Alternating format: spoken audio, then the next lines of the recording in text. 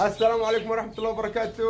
واليوم كمان معانا فيديو ثاني، مقطع ثاني لمربين الحمام. طبعا كأبو عاهد يعني هكذا هم متابعين معاذيه، وتجي تتصل لصاحبك يا فلان اشتري زوج كذا كذا، يقول لك موجود معي.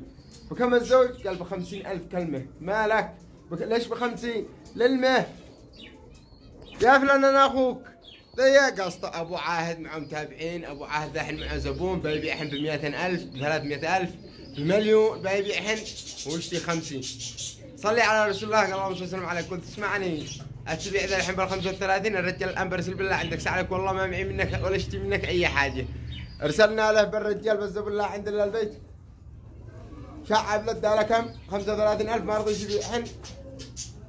قصني اللي يرجع يتصل لي يا صاحبك تا 35. قلت ما امك ما تبيع، والله ان الزياده معك قلدني. يلا انا ايش اللي اخذ منك انك تبيع، والرجال هذا قد احنا نكمل انت الى حاجه حاليه.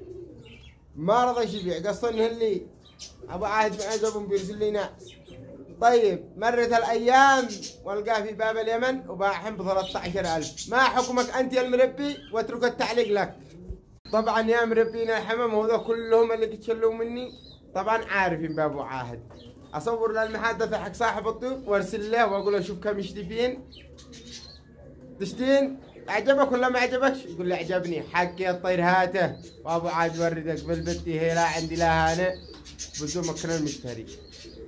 لما يجي يقول لي يشتي مليون فيهن وفي الاخير نزل لنا السوق 13 20 50. ذا احنا كنا نقول له هكذا. كل ما لقانا ذا احب نقول له ايش 50 60. يا وليناتك يا امطارك.